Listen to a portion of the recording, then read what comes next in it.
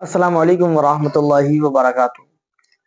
محترم ناظرین، آج کی ویڈیو میں ہم آپ کو مفتی سلمان اظہری کی ایک ایسی ویڈیو دکھائیں گے جو کہ آج کے حالات پر بالکل فٹ بیٹھتی ہے کہ آپ دیکھتے رہتے ہوں گے کہ ہندوستان کے اندر جگہ جگہ مسلمانوں پر ظلم ہوتا جا رہا ہے۔ کہیں مسجدوں پہ حملہ ہو رہا ہے تو کبھی درگاہوں پہ حملہ ہو رہا ہے، کبھی مسجد کے نیچے مندر ہونے کے دعوے کو عدالت میں پیش کیا جاتا ہے تو کبھی درگاہ کے نیچے مندر ہونے کے دعوے کو پیش کیا جاتا ہے۔ ایسے حالات مسلمانوں پہ آتے ہیں، ایسا نہیں ہے یہ پہلی بار حالات آئے ہیں، اس سے پہلے بھی مسلمانوں پہ بہت حالات آئے ہیں۔ اس کے بعد جو اللہ کی مدد آتی ہے وہ واقعی میں دیکھنے کے لائق ہوتی ہے۔ مفتی سلمان اظہری کے اس بیان کو دیکھ کر ہو سکتا ہے کہ آپ کی آنکھوں میں آنسو آ جائیں، تو چلیے سب سے پہلے مفتی سلمان اظہری کی یہ بیان سنتے ہیں، اس کے بعد انشاءاللہ بات کرتے ہیں۔ تم کیا سمجھتے ہو اب اسلام ختم ہو جائے گا؟ جو حالات دکھ رہے اسلام ختم ہو جائے گا؟ ڈرنے کی کوئی ضرورت نہیں۔ اس سے سخت حالات اس سے قبل بھی آئے ہیں، اور ایسے حالات آئے کہ اس وقت کسی کے پاس کوئی اسباب نہیں تھے۔ بغداد کے حالات ہم نے دیکھے ہیں، جب ہلاکو وہاں پر پہنچا تھا تو جانتے ہیں آپ اس نے اتنے قتل کیے کہ ایک اذان دینے والا تک نہیں رہ گیا۔ وہ بغداد معلیٰ کو ایسا تباہ و برباد کیا۔ اس زمانے میں کچھ علماء کو قید کر کے لایا، اور جانتے ہیں دربار میں مزہ لینے کے لیے اس تتاری بادشاہ نے ایک عیسائی پادری کو بلایا اور کہا کہ ان کے نبی کی شان میں گالیاں دیں۔ وہ گالیاں دینے لگا بھرے دربار میں۔ جو مسلمان قیدی تھے، علماء تھے، ان کے ہاتھ زنجیروں سے پیچھے بندھے تھے، وہ زمین پر اوندھے منہ لیٹے تھے۔ گالیاں دی جا رہی تھی رسول پاک کی شان میں۔ کون ہے وہاں پر جواب دینے والا؟ بغداد کو تو قتل کر دیا گیا، جو بچے ہیں ان کو قید کر کے زمین پر ڈالا گیا۔ کون ہے بتاؤ؟ اسلام کی اس نیا کو لے کر کون چلے گا؟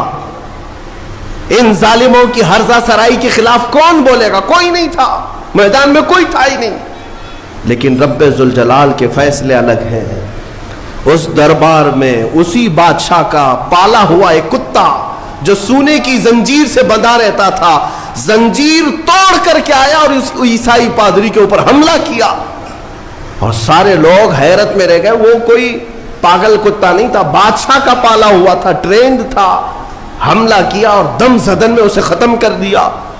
اس وقت علماء جو قید تھے، مومنین قید تھے، اللہ کا شکر بجا لاتے ہوئے ان کی زبانوں سے یہ کلمہ نکلا، اے مولا تیرے فیصلے عجیب ہیں، جب تو دین کی حفاظت اور اپنے رسول کی عزت کی حفاظت کرنے پر آئے تو کتوں کو بھی تو محافظ بنا دیا کرتا ہے۔ کتے کے ذریعے سے بھی اللہ تعالیٰ یہ کام لیتا ہے۔ اس دربار میں ہیبت ایسی طاری تھی، ایسی ہیبت طاری تھی، آپ کو میں کیا بتاؤں، 500 سے زیادہ تتاری سپاہی ایمان لے آئے اسی مجمع، جس کو دیکھ کر کے اقبال نے کہا تھا حرم کو مل گئے پاسباں صنم خانے سے۔ اللہ تبارک و تعالیٰ کب حفاظت کے لیے کہاں سے چنتا ہے یہ اس کی مرضی ہے۔ آپ کیا سمجھتے ہیں سب ختم ہو جائے گا؟ میں کہتا ہوں ساری چیزوں پر دھیرے دھیرے تم جو کرنا چاہو کر لو، لیکن اسلام کی حفاظت اللہ نے اپنے ذمہ کرم پر لیا ہے۔ ہاں اگر ہم جیسوں کے حوالے ہوتا تو پتہ نہیں کیا ہو جاتا۔ قرآن کی حفاظت اللہ نے اپنے ذمہ پر لیا ہے۔ باقی دوسری چیزیں جیسے رد و بدل ہو گئی، نہ قرآن بدلے گا نہ اسلام بدلے گا، یہ صبح قیامت تک رہے گا، کیونکہ قرآن میں اللہ نے فرمایا یریدون لیطفئوا نور اللہ، لوگ اب چاہتے ہیں کہ اللہ کے نور کو اپنے منہ کے پھونکوں سے بجھا دیں۔ یہ اللہ کا چراغ ہے جو صبح قیامت تک جلتا رہے گا۔ عزیزان گرامی، بات میں اتنی کرنا چاہتا ہوں کہ ظالم جتنا بھی ظلم کرے، ایک وقت ایسا آتا ہے جب رب کی پکڑ آئے گی، رب تعالیٰ کی پکڑ آئے گی۔ محمد عربی صلی اللہ تعالیٰ علیہ وسلم اس مکہ کی سرزمین پر آزمائے گئے جو آپ کا آبائی وطن تھا، جہاں میرے آقا پیدا ہوئے تھے۔ کیا آپ نے دیکھا رسول مکرم صلی اللہ تعالیٰ علیہ وسلم 13 سال تک آزمائے گئے، ان کے صحابہ کو شہید کیا گیا، ان کی صحابیات کو مارا گیا۔ حضرت سمیہ اسی مکہ میں شہید کی گئیں۔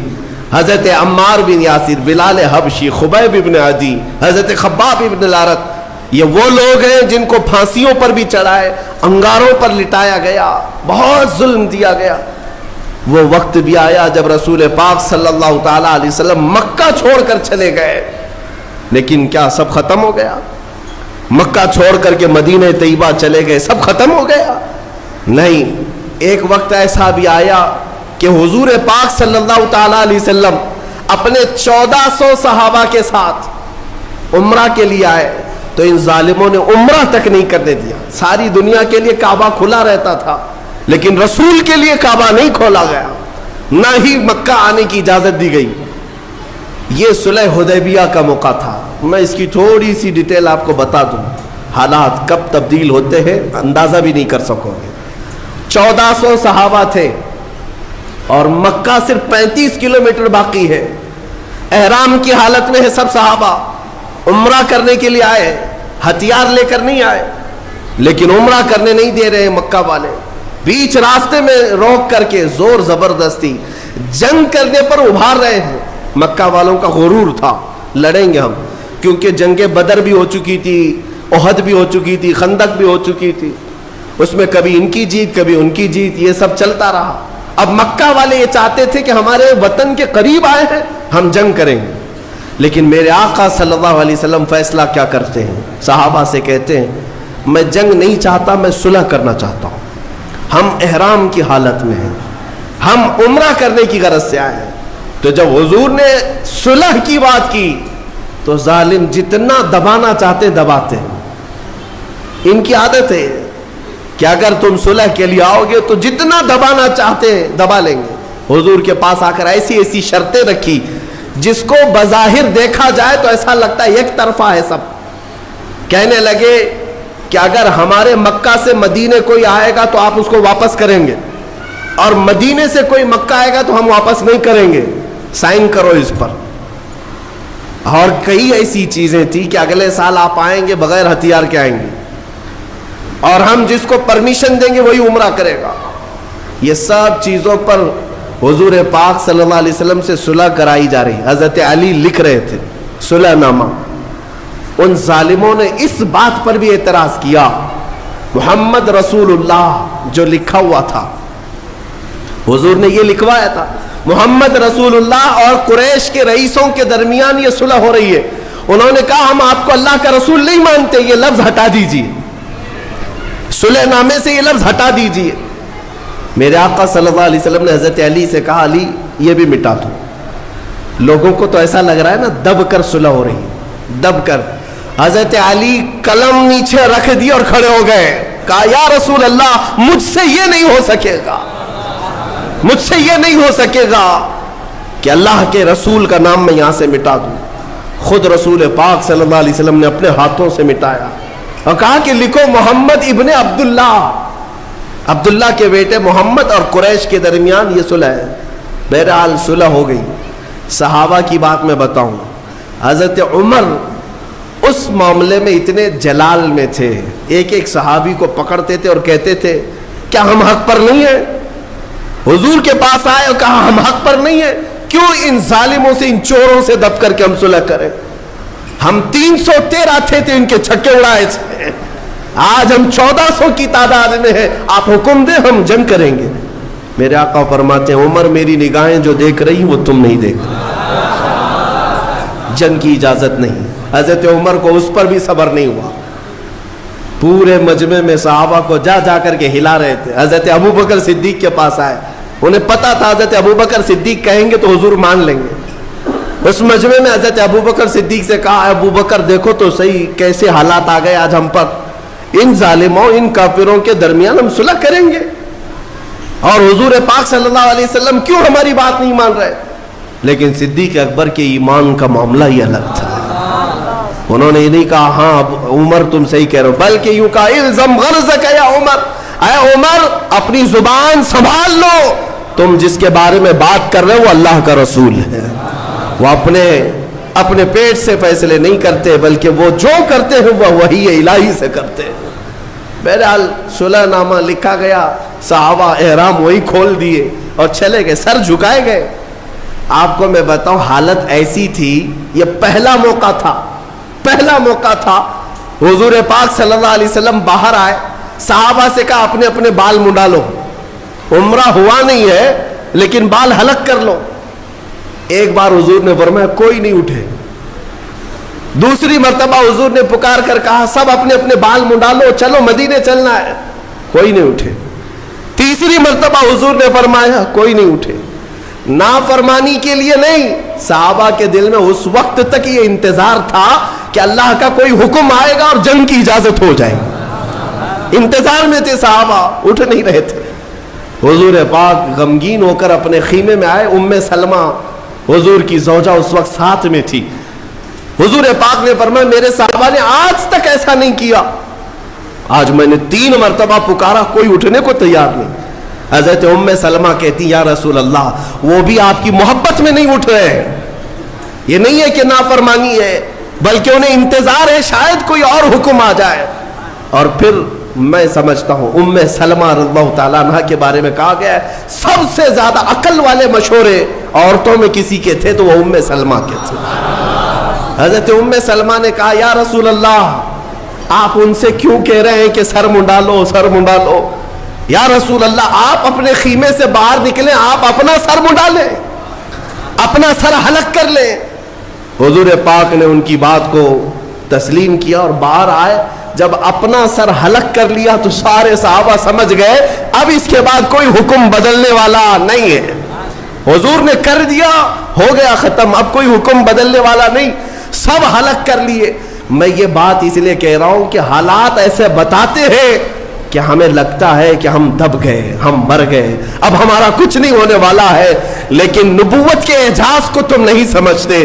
واپس مدینے گئے، یہ 6 ہجری کا معاملہ تھا، 7ویں ہجری آئی، 1 سال نہیں گزرا، قرآن میں اللہ نے سورہ فتح جو نازل فرمائی، اللہ فرماتا ہے لقد صدق اللہ رسولہ الرؤیا بالحق لتدخلن المسجد الحرام ان شاء اللہ آمنین محلقین رؤوسکم ومقصرین لا تخافون۔ اللہ فرماتا ہے اللہ اپنے رسول کے خواب کو سچ کرے گا، ان قریب اللہ چاہے تو یہ سب کے سب مسجد حرم میں داخل ہوں گے، مسجد حرم میں امن کے ساتھ داخل ہوں گے۔ یہ آیت پہلے نازل ہوئی، 7ویں ہجری آئی، میرے آقا دوسرے سال عمرہ کے لیے نکلے، اس وقت 10,000 صحابہ ساتھ میں تھے، پچھلے سال 1400 تھے، 10,000 صحابہ ساتھ میں تھے، اور جب گئے تو مکہ کی حالات ایسے تھے کہ سب تتر بتر ہو چکے تھے، نہ کوئی ایک خاندان متحد تھا، کچھ نہیں تھا، اور حضور پاک کی شان سے آئے کہ نہ جنگ ہوئی، نہ جدال، نہ قتل و قتال، بلکہ 10,000 صحابہ شان و شوکت کے ساتھ حرم کعبہ میں داخل ہو رہے ہیں۔ صحابہ کا وہ اعجاز تھا کہ کوئی دیواریں چوم رہا ہے، کوئی زمین چوم رہا ہے، اور رب تعالیٰ کی بارگاہ میں شکر بجا لا رہے ہیں، کہتے ہیں اے مولا تیری قدرت کے فیصلے عجیب ہیں، یہ وہ زمین تھی جہاں ہمیں رسی ڈال کر کھینچا جاتا تھا، اور آج تو ہمیں حاکم بنا کر اس زمین پر لا رہا ہے، مولا کریم کے فیصلے الگ ہے۔ جب اس حرم میں آئے میرے عزیزو، ایک وقت یہ بھی تھا، ایک وقت جب ایام جہالت کے مکہ کے قیام کے درمیان ابھی حضور ہجرت نہیں کیے تھے، ایک دن حضور آئے تھے خانہ کعبہ میں جانے کے لیے، اس وقت وہ چابی عثمان بن شیبہ کے پاس رہتی تھی۔ عثمان بن شیبہ قریش کے ایک معزز آدمی تھے لیکن ایمان لائے ہوئے نہیں تھے۔ حضور نے فرمایا عثمان چابی دے دو میں کعبے کے اندر جاؤں۔ انہوں نے کہا تم ہمارا دین چھوڑ چکے ہو، تمہیں کعبے میں اندر جانے نہیں دوں گا۔ سارے بڑے لوگوں کو جانے کی اجازت تھی، میرے رسول کو نہیں۔ حضور پاک نے فرمایا عثمان ٹھیک ہے، ایک دن آئے گا یہ چابی میرے ہاتھ میں ہوگی، میں جسے چاہوں گا اسے عطا کروں گا۔ عثمان کہتے ہیں کہ ان کی بات سے مجھے ڈر بھی لگا اور پھر سوچ بھی رہا تھا یہ اتنا بڑا جملہ کہہ رہے، آج حالت ایسی ہے ان کے ساتھ جتنے وہ سب غریب لوگ ہیں۔ دیکھا آپ نے کہ مفتی سلمان اظہری دامت برکاتہ نے کتنا شاندار بیان دیا مسلمانوں کے حالات کے اوپر۔ جو مسلمانوں پہ جو حالات آتے ہیں ہو سکتا ہے کہ اس کے بعد کوئی بڑی کامیابی ملنے والی ہو، ایسے حالات اللہ کے نبی صلی اللہ علیہ وسلم کے دور میں بھی آئے، مسلمانوں کو پریشان کیا جا رہا تھا مکے کے اندر، لیکن اللہ رب العالمین نے مسلمانوں کو یہ حکم دیا کہ ہجرت کر کے مدینہ جائیں۔ جب مدینہ پہنچتے ہیں تو مسلمانوں کی کامیابی ہونا شروع ہو جاتی ہے، اور ایسی کامیابی ہوئی کہ آج پوری دنیا کے اندر اللہ کے رسول صلی اللہ علیہ وسلم کے چاہنے والے موجود ہیں۔ تو حالات پر صبر کریں، اللہ رب العالمین سے دعا کریں، انشاءاللہ اللہ تبارک و تعالیٰ ایسے انتظامات فرمائے گا اور ایسے فیصلے فرمائے گا کہ دیکھنے والے دیکھتے رہ جائیں گے، سننے والے سنتے رہ جائیں گے۔ آپ کی کیا رائے ہے مفتی سلمان اظہری کے اس شاندار بیان کے سلسلے میں؟ ہمیں کمنٹ سیکشن میں ضرور بتائیں۔ ملتے ہیں کسی نیکسٹ اپڈیٹ کے ساتھ۔ السلام علیکم ورحمۃ اللہ وبرکاتہ۔